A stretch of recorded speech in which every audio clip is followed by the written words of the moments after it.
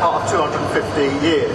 I think Pilkington may have been running the business before, and I thought we can actually just see Pilkington out there. And so for you to be continuing with Glass Futures, very apt name, working here is fantastic. And I can see how proud you are of what you do, each of you contributing with your different skills to what is happening here. So, as I've said many, many times, you can read a briefing in London, or you can come and see the workforce, you can come and see the people with the real skills and understand what they're doing. And thank you for allowing me to do the second of those, because I've got a really good sense of what you're doing here, how you're doing it, and the incredible way in which you are doing it, each of you contributing in your own way. And I can see that pride. And I'm proud of every aspect of our economy, everything that we do across the country. And that's why I've always said I will fight for every job. I know how important a good, well-paid job is. And I hope you've seen some of that in the trade deals that we've recently done with countries like India, the US and the EU.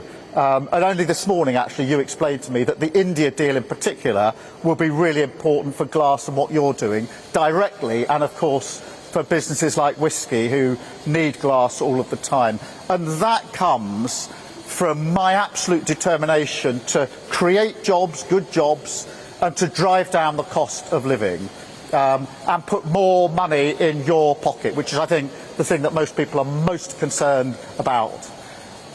That's what drives me, but you can't say that about Nigel Farage. I mean, this is the man who said that Jaguar Land Rover deserve, his word, to go bust. And he said that because he didn't like an advert that they made.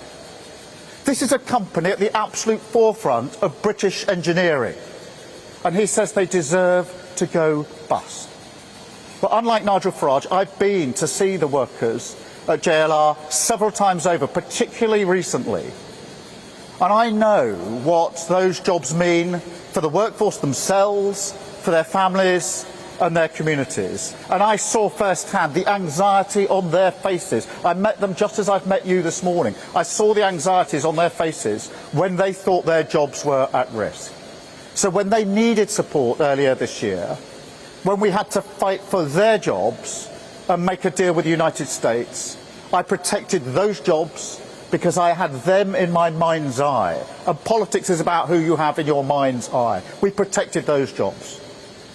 Would Nigel Farage have done the same? Absolutely not. And that's the question you have to ask about Nigel Farage. Can you trust him? Can you trust him with your future? Can you trust him with your jobs?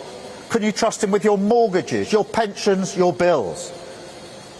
And he gave the answer on Tuesday, a resounding no. He set out economic plans that contained billions upon billions of completely unfunded spending. Precisely the sort of irresponsible splurge that sent your mortgage cost, your bills, and the cost of living through the roof. It's Liz Truss all over again. Now, in opposition, we said that she would crash the economy and leave you to pick up the bill.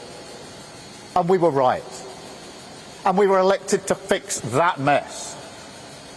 Now, in government, we're once again fighting the same fantasy, this time from Farage. The same bet, in the same casino, that you can spend tens of billions of pounds on tax cuts without a proper way of paying for it.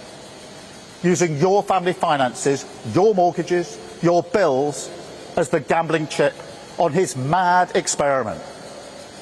And I can see that in keeping with my point, apparently he's in Las Vegas today at a casino.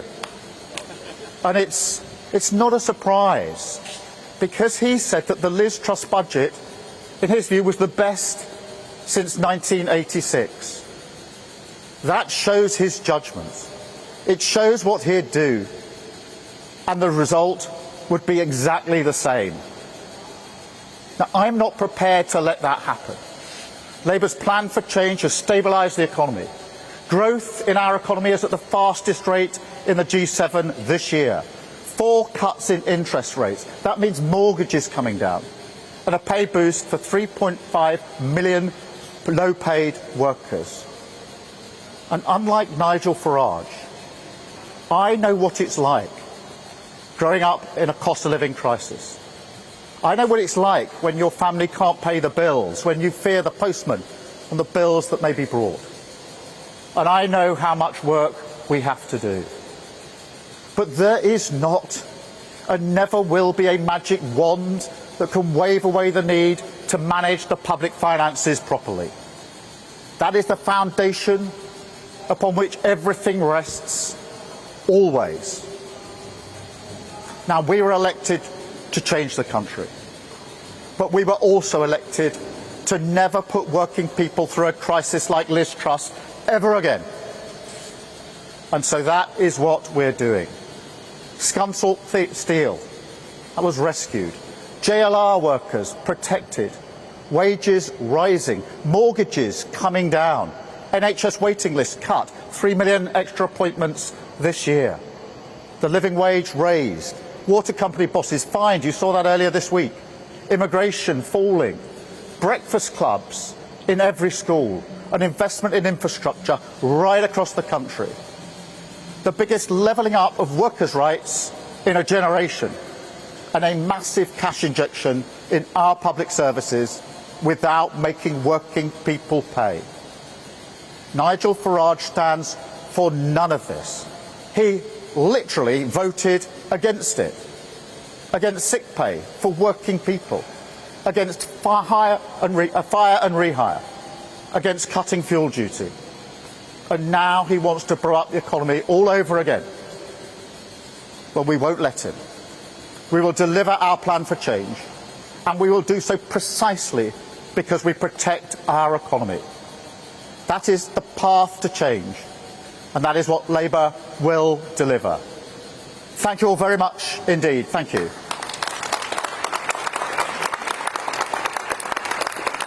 And now I'm going to take some questions from the media. I've got a list here. Harry from the BBC first, please. Thank you, Prime Minister. Harry. Thank you, Prime Minister. Harry Farley from BBC News. The speed of the decline in your popularity is historically unprecedented. Isn't this speech today an admission that you have failed and Nigel Farage understands voters better than you? And if I may, you've signalled a U-turn on winter fuel payments. Do you now want to remove the 2-child benefit cap? It's really important for me to remind everybody of the absolute mess that we inherited in the economy, with £22 billion missing from the economy, in the health service, which was on its knees, our public services shot through. Our job was to pick that up and turn it around, and that involved tough decisions. But we did that because we knew that the foundation of economic stability is the single most important thing. I vowed that people would never be put through the Liz Truss experiment ever again. And the reason I'm speaking out today in relation to Nigel Farage is precisely because that's what the policies he outlined this week risk for our country. And we're here to make sure that working people are never put through that ever again. In relation to winter fuel, we do want to ensure that more pensions are eligible for winter fuel, and that's what we're working on. Let me just go back to my list. I've got Amanda from Sky. Amanda. Hello, Amanda Acast, Sky News. Reform UK say you're running scared of them, that you're sounding increasingly like them with some of the policies and announcements you've made recently. This is a speech that was very defensive, wasn't it? And also, if I may, one of their policies is now lifting the 2-child benefit cap. The Education Secretary was on Sky News this week saying it's something you're considering. Is it something that you personally would like to do? Would you do it? And if so, why not do it now rather than waiting to the end of the year and lift 470,000 children out of poverty? Let me be really clear about the difference between this Labour government and reform. Because we know for a fact what happens when politicians say they're going to spend billions of pounds and it's unfunded. We tried that experiment with Liz Truss. That is precisely what she did.